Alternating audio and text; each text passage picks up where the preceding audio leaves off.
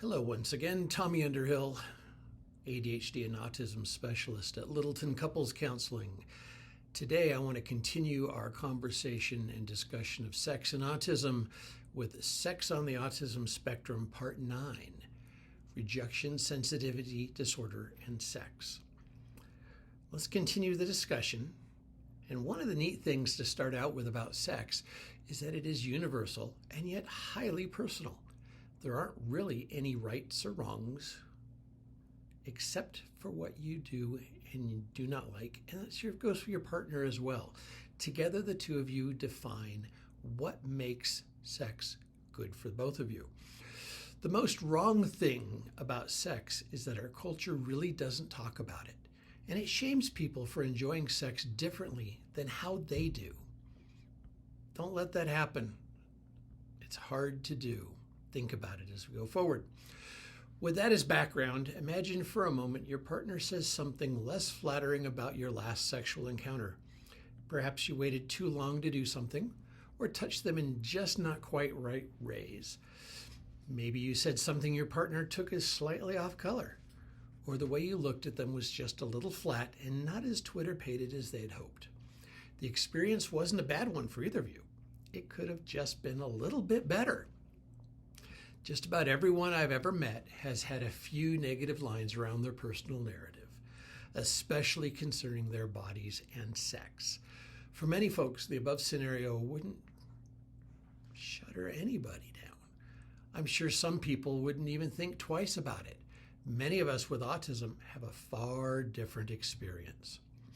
A decent percentage of people with autism struggle with perceiving and understanding social context and nuances. Me too.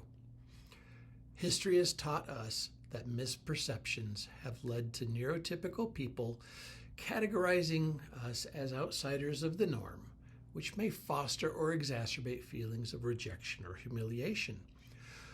These experiences may extend to sexual situations, possibly even with an established partner.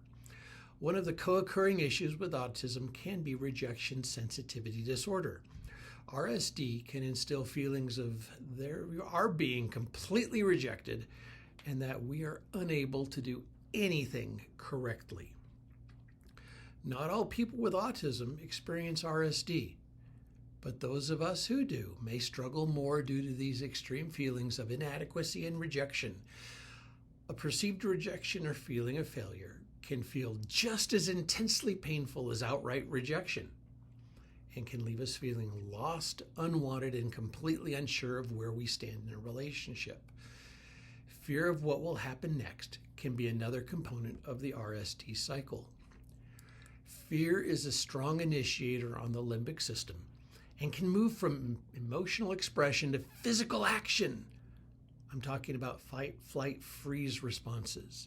There's a lot of biology, a lot of neurophysiology, a lot of just physiology in general that goes into this. The result of RSD can be as extreme as a complete shutdown or withdrawal from the encounter or relationship.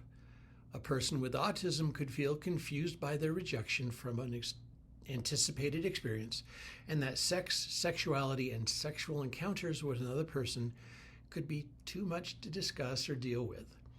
RSD may leave them feeling too vulnerable or additional rejection, and they could shy away from sharing their wants, needs, desires, or fantasies with their partner. All of those are important to share, discuss, and communicate around.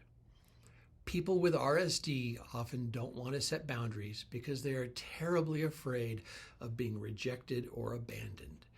Boundary setting within the lens of sex and RSD can be difficult, and it can be difficult enough. Our ego and self-esteem can be exposed during intimate relations and sexual activities. Saying no to a partner who you have allowed into intimate parts of your life may be scarier than living with the physical or emotional pain of a violated boundary. Your partner may not even know that they have violated a boundary. That is why it is important to discuss these concepts and what turns you on, what turns you off, what you want, what you need, what you don't want, what you don't need. Helping a person with autism and RSD set, maintain, and respect honest and appropriate boundaries can help them and help us begin to foster additional trust in our partners and in our relationships. Make time to discuss sexual wants, needs, desires, fantasies, and off-limit actions with your partner in a safe, non-sexual environment. Discuss both sexual brakes and accelerators with a sometimes, always, never framework. Share your desires so that they know you accept them as they are. If this works for you, subscribe, like, click the bell to be updated as we bring new things on. Leave a comment, let us know what you need help with and where we can go next. And until next time, thank you for watching.